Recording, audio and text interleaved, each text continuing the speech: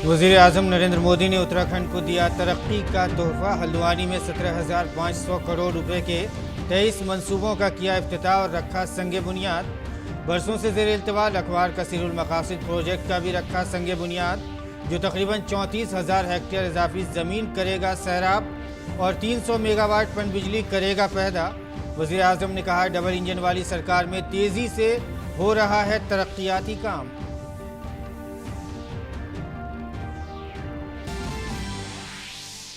UP assembly इंतखाबात की सरगर्मियां तेज। चीफ इलेक्शन कमिश्नर ने लखनऊ में कहा, इलेक्शन कमीशन रियासत में कोविड से महफूज और मुनसिफाना इंतखाबात कराने के लिए पुरअज़्म। तमाम सियासी पार्टियों ने किया वक्त पर इंतखाबात कराने का मुतालबा। कुछ सियासी जमातों ने सभी रैलियों में लोगों की तादाद महदूद करने का दिया मशवरा। मरकजी वज़ीर दाखिला अमित शाह मुरादाबाद और अलीगढ़ में जलसे आम से किया खिताब। अपोजिशन पर किया हमला। कहा, एसपी बीएसपी ने 15 साल तक उत्तर प्रदेश पर की हुकूमत, लेकिन दोनों ने करप्शन के अलावा नहीं किया कोई काम।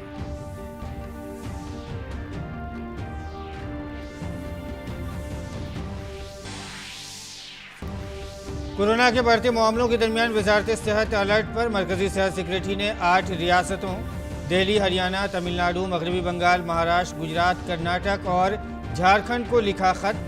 जिली सतह पर कोविड से निपटने के तरीक़ेकार के साथ साथ 5 नकाती हिकमत अमली पर सख्ती से अमल दरामद करने की दी हिदायत। मुल्क भर में ओमिक्रॉन इन्फेक्शन केसेस की तादाद बढ़कर हुई 961। दिल्ली में 263 और महाराष्ट्र में अब तक 252 केस दर्ज। मुंबई में दफ़ा 144 नाफिज। वहां गुज़िश्ता 24 घंटों में कोविड-19 के 13,154 केस हुए दर्ज।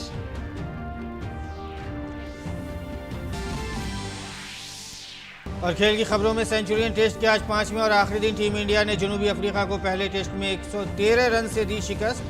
जनूबी अफ्रीका की टीम दूसरी इनिंग्स में 191 रन पर आउट।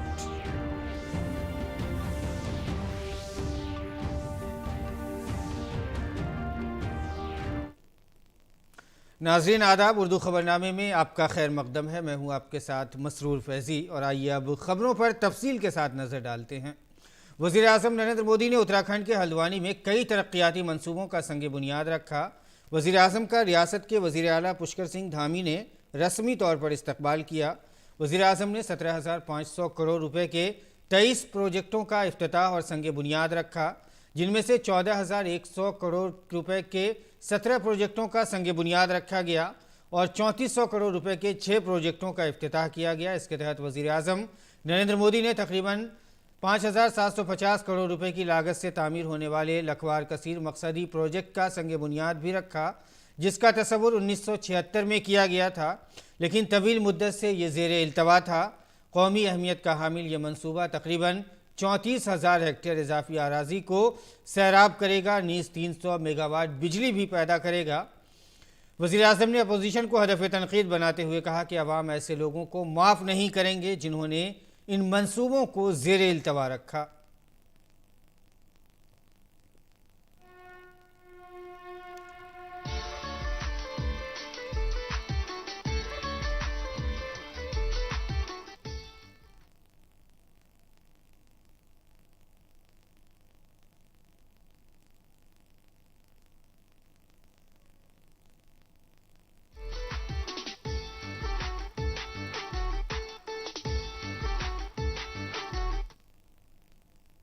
कोई देश सोच नहीं सकता ऐसा। करीब करीब 5 दशक तक एक योजना फाइलों में इधर से उधर लटकती रहे, हर चुनाव में वादे किए जाए। भाइयों बहनों, मेरा 7 साल का रिकॉर्ड देख लीजिए। खोज खोज करके ऐसी पुरानी चीजों को ठीक करने में मेरा टाइम जा रहा है।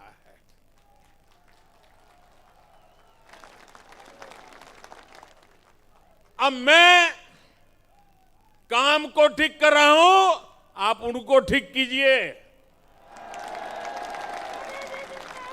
सच्चाई यही है कि जो पहले सरकार में थे उन्होंने उत्तराखंड के सामर्थ्य की कभी परवाह नहीं की। इसके अलावा उधम सिंह नगर में 500 करोड़ रुपए की लागत से एम्स ऋषिकेश के सैटेलाइट सेंटर का संग बुनियाद और पिथौरागढ़ में 450 करोड़ रुपए की लागत से Jagjivan Ram government medical college का संग बुनियाद रखा। वजीर आजम ने अपोजिशन को निशाना बनाते हुए कहा कि लोगों के लिए बुनियादी ढांचा जाती तरक्की की कभी तशवीश जाहिर नहीं की। इख्तिदार मिलने में खजाने को लूटने की नीयत रखी, जबकि अब डबल इंजन वाली हुकूमत सरकारी और तरक्याती कामों को तेजी से आगे बढ़ा रही है।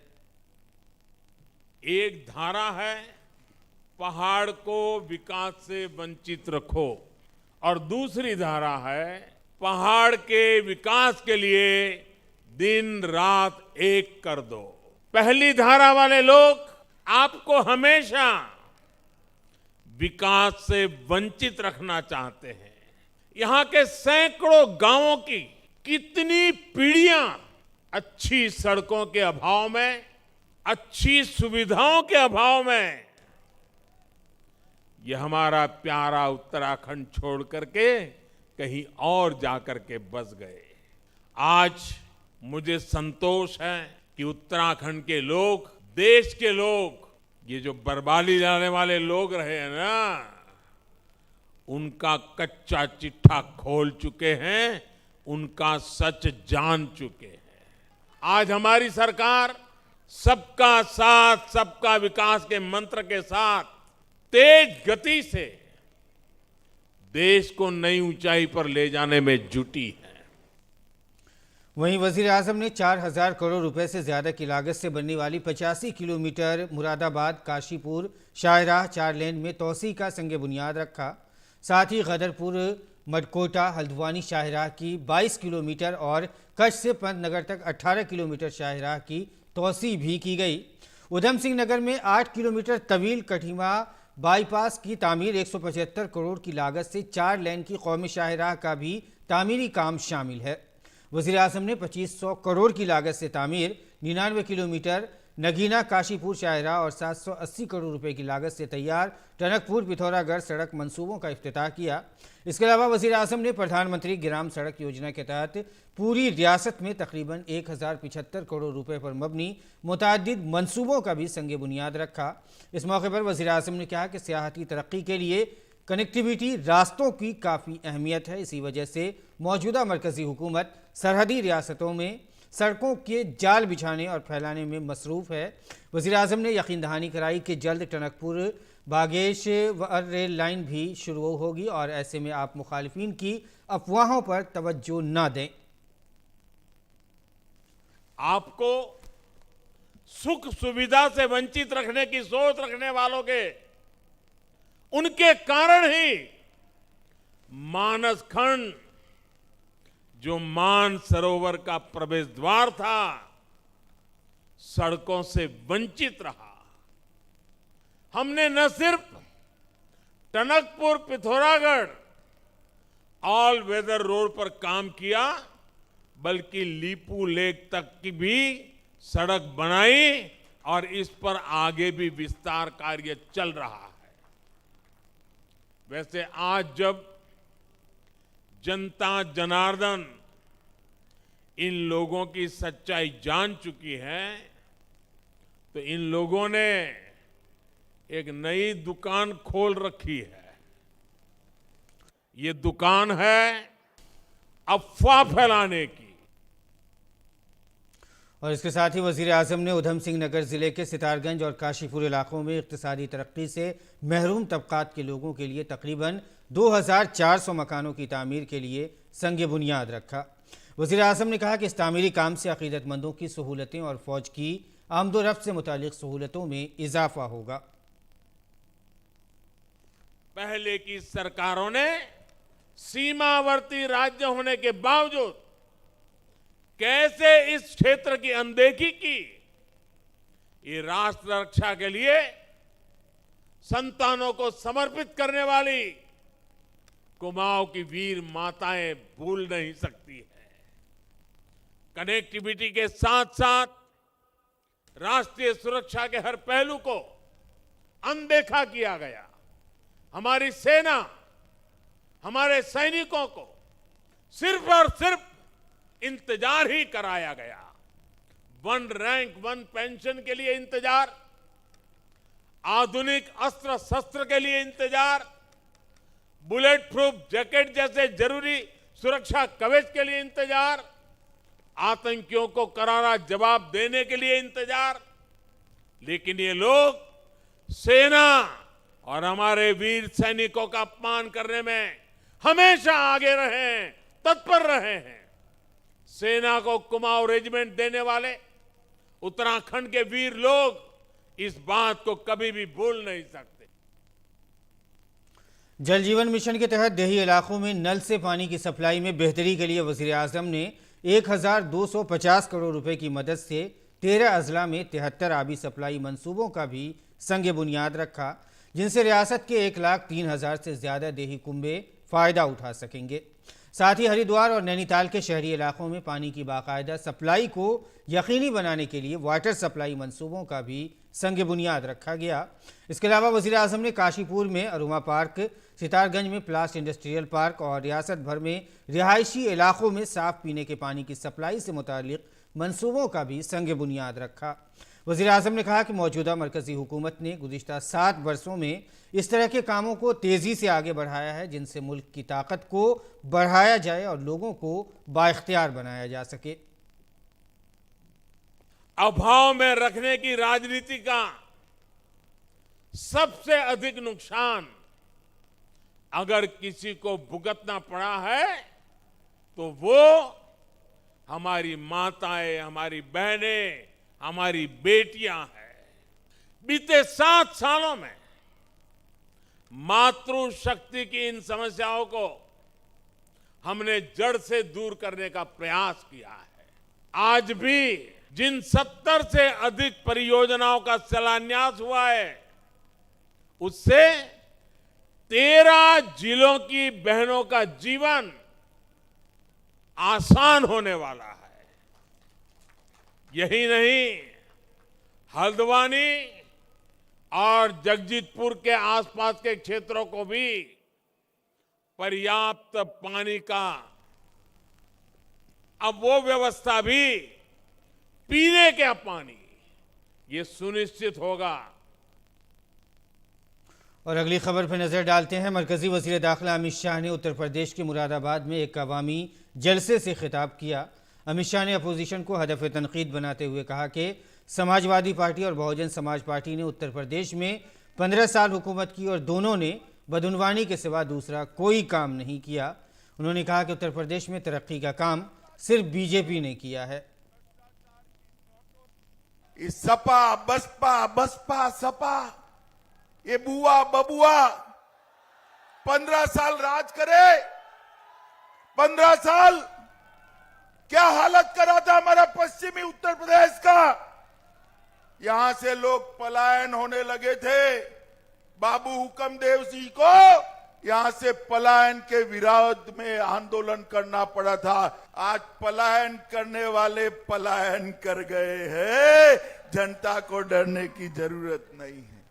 ये हाथी और साइकिल वालों ने भ्रष्टाचार की नोटों से बोरे भरने के अलावे कोई काम नहीं किया। विकास का काम भारतीय जनता पार्टी ने किया है। मरकजी वज़ीर दाखिला अमित शाह ने अलीगढ़ में भी एक जलसे आम से खिताब किया। अमित शाह ने समाजवादी पार्टी पर अक़रबा परवरी और जानिबदारी का इल्ज़ाम लगाया। उन्होंने कहा कि भारतीय जनता पार्टी तरक्की की बुनियाद पर आगे बढ़ती है। अमित शाह ने कहा कि आज योगी राज में उत्तर प्रदेश में कोई बाहुबली नजर नहीं आता। समाजवादी पार्टी 3 पी के आधार पर चलती थी। परिवारवाद, पक्षपात और पलायन। भारतीय जनता पार्टी 3 वी के आधार पर चलती है। विकास, व्यापार और सांस्कृतिक विरासत। जब समाजवादी पार्टी की सरकार थी, हर जनपद में बाहुबली परेशान करते थे। योगी जी के राज में कोई बाहुबली दिखाई नहीं पड़ता, केवल बजरंग बली दिखाई पड़ता है। बजरंग बली दिखाई पड़ता है। उत्तर प्रदेश के वज़ीर आला योगी आदित्यनाथ अपने हल्के इंतखाब गोरखपुर में हैं। उन्होंने गोरखपुर की तरक्की के लिए 114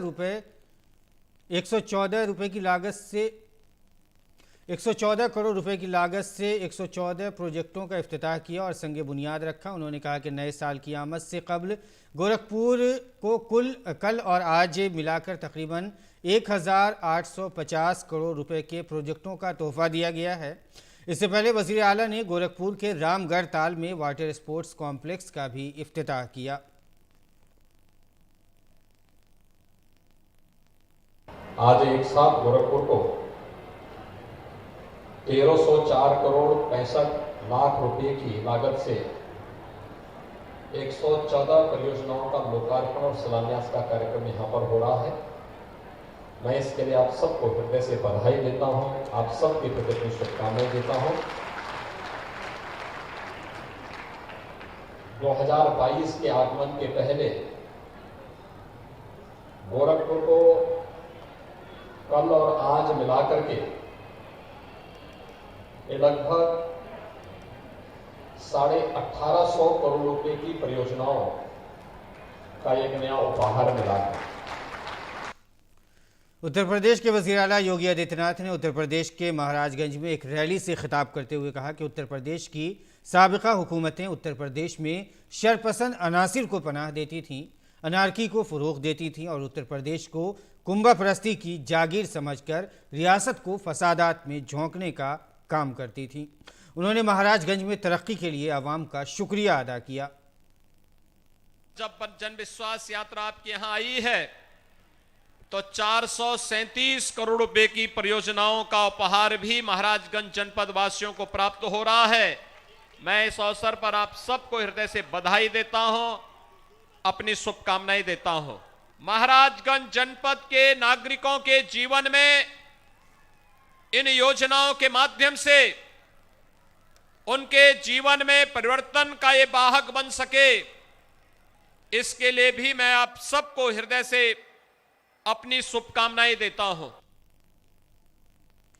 chief election commissioner Sushil Chandra ने लखनऊ में प्रेस कॉन्फ्रेंस से खिताब किया। उन्होंने कहा कि अब तक रियासत में राय दहिंदगान की मजमूई तादाद 15 करोड़ से ज़्यादा है, लेकिन वोटर्स के असल आदाद शुमार हतमी अशात के बाद ही सामने आएंगे। उन्होंने कहा कि हतमी अशात के बाद भी अगर किसी का नाम नहीं आता है तो वो दावा कर सकते हैं। चीफ इलेक्शन कमिश्नर ने कहा है कि SSR 2022 के मुताबिक अब तक 52.8 लाख राय दहिंदगान नए जो हैं वो शामिल किए गए हैं। 23.92 लाख मर्द वोटर्स और 28.886 लाख ख्वातीन वोटर्स हैं। 18 से 19 साल की उम्र के 19.89 लाख वोटर्स भी हैं। Chief election commissioner Sushil Chandra ने कहा कि कमीशन की टीम रियासत की तमाम बड़ी सियासी जमातों के साथ मीटिंग की थी। सियासी जमातों का मुतालबा है कि इंतखाबात बरवक्त होने चाहिए। कुछ पार्टियों ने इंतखाबी रैलियों में नफरत अंगेज़ तकारीर और जलसों में हजूम पर भी तशवीश का इजहार किया है। उन्होंने कहा कि सियासी जमातों ने पोलिंग बूथ पर ख्वातीन बूथ वर्कर्स की मुनासिब तादाद का भी मुतालबा किया है। उन्होंने कहा कि इलेक्शन कमीशन रियासत में कोविड के पेश नज़र मुनसिफाना और महफूज इंतखाबात कराने के लिए पाबंदे अहद है। उत्तर प्रदेश में राज्य में विधानसभा का कार्यकाल 14 मई 2022 को समाप्त हो रहा है।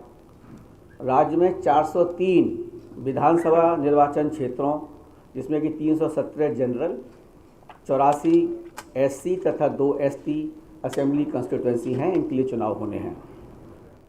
भारत निर्वाचन आयोग स्वतंत्र, निष्पक्ष, प्रलोभन मुक्त और कोविड सेफ तरीके से विधानसभा का आगामी सामान्य निर्वाचन कराने के लिए प्रतिबद्ध है कि किसी तरह का भी प्रलोभन और किसी तरह का भी एक्साइज डिस्ट्रीब्यूशन, मादक पदार्थों का डिस्ट्रीब्यूशन, फ्रीवीज डिस्ट्रीब्यूशन किसी तरह से भी ना हो पाए। Chief election commissioner Sushil Chandra ने कहा है कि रियासत में 80 साल से ज़्यादा उम्र के राय दहिंदगान, कोरोना से मुतासिर राय दहिंदगान और मुख्तलिफ माजूर वोटरों को घर बैठे वोट डालने की सहूलत फराहम की जाएगी। इस मौजू पर तमाम राय दहिंदगान के बारे में मालूमात इंतखाबी पार्टियों को दे दी जाएंगी। इसके अलावा रियासत में पहली बार 800 वोटर्स मराकज़ पर सिर्फ ख्वातीन मुलाजमीन होंगी।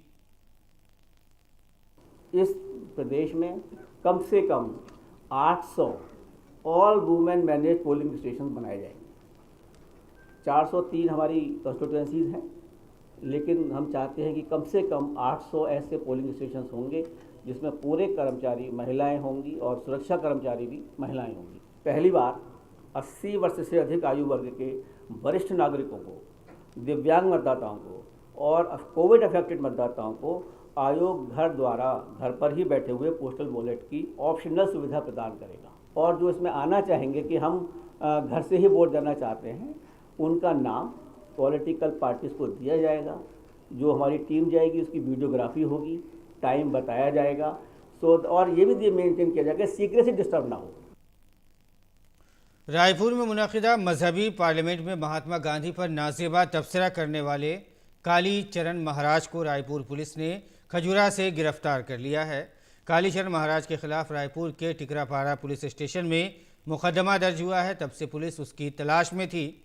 रायपुर के एएसपी अभिषेक महेश्वरी ने बताया कि रायपुर पुलिस को इत्तला मिली थी कि वो खजुराहो से 25 किलोमीटर दूर बागेश्वरोम धाम के करीब किराए के कमरे में रह रहा है। उसने अपने सारे मोबाइल बंद कर रखे थे। देर शाम तक टीम मुल्जिमान के साथ रायपुर पहुंच जाएगी, जिसके बाद उन्हें अदालत में पेश किया जाएगा। मुल्क में कोविड-19 के नए वेरिएंट ओमिक्रॉन के मामलात में भी इजाफा देखा जा रहा है। मुल्क में अब तक ओमिक्रॉन के 961 मामलात दर्ज हुए हैं। ये राहत की बात है कि उनमें से 320 लोग इन्फेक्शन को शिकस्त देकर सेहतमंद हो चुके हैं। अब तक मुल्क की 22 रियासतों और मरकज़ के ज़ेर इंतज़ाम इलाक़ों में ओमिक्रॉन के मामलात दर्ज हुए हैं। अब तक ओमिक्रॉन वेरिएंट के सबसे ज़्यादा मामलात दिल्ली में दर्ज हुए हैं, जिनकी तादाद 263 है। इसके साथ ही महाराष्ट्र में अब तक 252 लोग ओमिक्रॉन से मुतासिर हैं। मुल्क भर में जारी कोविड वैक्सीनेशन के आदादोशुमार 143 करोड़ 83 लाख से तजावुज़ कर गया है। अब मुल्क में 143 करोड़ 83 लाख 22,724 मुस्तफ़िदीन को टीका लगाया जा चुका है। गुज़िश्ता रोज़ 63 लाख 91,000 से ज़ायद अफराद को वैक्सीन की खुराक दी गई। वैक्सीनेशन मुहिम मुल्क में कोविड से लोगों के तहफ़्फ़ुज़ का एक अहम ज़रिया है और इसकी आला सतह पर निगरानी और जायज़ा जारी है। ओमिक्रॉन के बढ़ते हुए मामलात के दरमियान मुल्क में कोरोना के यौमिया मामलात में भी तेज़ी आई है। वज़ारत सेहत और ख़ानदानी बहबूद के मुताबिक मुल्क में गुज़िश्ता 24 घंटों में कोरोना के 13,154 नए केसेस सामने आए हैं और इसके साथ ही गुज़िश्ता 24 घंटों में 7,486 अफराद कोरोना को शिकस्त देकर सेहतयाब हुए हैं। मुल्क में शरह सेहतयाबी की अगर बात करें तो 98.38% शरह सेहतयाबी है और इसके साथ ही ओमिक्रॉन के बढ़ते हुए मामलात के दरमियान मुल्क में कोरोना के यौमिया मामलात में भी तेज़ी आ गई है। और नाजरीन, आगे बढ़ते हैं। महाराष्ट्र की बात करें तो महाराष्ट्र में गुज़िश्ता 24 घंटों में कोविड-19 के 3,900 नए मामलात दर्ज हुए हैं। रियासत में 85 नए ओमिक्रॉन मुतासिर अफराद पाए गए हैं, जिससे रियासत में ओमिक्रॉन से मुतासिरीन की कुल तादाद 252 हो गई है। मुंबई में 2510 कोविड के मामलात दर्ज किए गए हैं। एक दिन में 1306 मरीजों को इलाज के बाद सेहतयाब होने पर अस्पताल से डिस्चार्ज किया गया है। अब तक 65,06,137 कोविड-19 मरीजों को मुकम्मल तौर पर सेहतयाब होने के बाद अस्पताल से छुट्टी दी गई है। रियासत में वबा से सेहतयाबी की शरह 97.61% है। कल 20 मरीजों की मौत हो गई थी।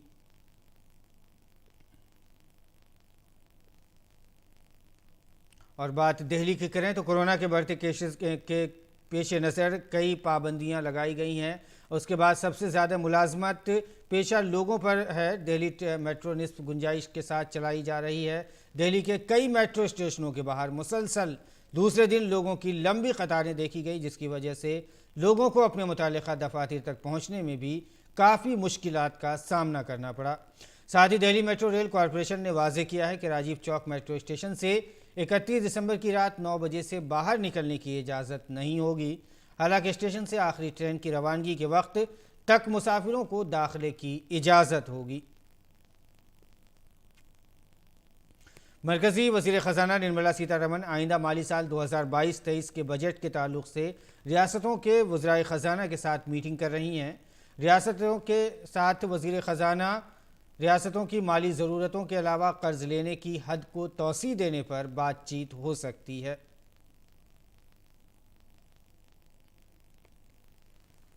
खेल की खबरों पर नजर डालें तो सेंचुरियन टेस्ट में भारत ने जनूबी अफ्रीका को 113 रन से शिकस्त दे दी है। 305 रन के निशाने का पीछा करते हुए जनूबी अफ्रीका की टीम दूसरी इनिंग्स में 191 रन पर ढेर हो गई। अफ्रीकी टीम ने आज खेल का आगाज 4 विकेटों पर 94 रन से आगे किया। कल के नाकाबिले शिकस्त बल्लेबाज कप्तान डैन एल्गर और टिम्बा बाउमा ने दिन का आगाज कुछ अच्छे शॉट्स से किया। जसप्रीत बुमराह ने एल्गर को 77 रन पर आउट करके हिंदुस्तान को बड़ी कामयाबी दिलाई। वहीं क्विंटन डिकॉक को बोल्ड करके मोहम्मद सिराज ने अफ्रीकी टीम के फतह का रास्ता बंद कर दिया। मोहम्मद शामी ने वियान मोल्डर को पवेलियन भेजा। लंच के बाद हिंदुस्तान को जीत दर्ज करने में ज़्यादा देर नहीं लगी। अश्विन ने आखिरी 2 विकेट लिया और अफ्रीकी टीम 68 ओवर में 191 रन पर ढेर हो गई। ये पहला मौका है जब हिंदुस्तान ने सेंचुरियन में जीत दर्ज की है। आईसीसी के जरिए जारी टेस्ट रैंकिंग में एक तरफ जहां स्पिनर आर अश्विन का कमाल देखने को मिला तो वहीं दूसरी तरफ टीम इंडिया भी कामयाबी के उरूज पर है। आर अश्विन ने खुद को दूसरे मकाम पर कायम रखा है, जबकि वहीं टीम इंडिया टेस्ट में बेस्ट बनी हुई है।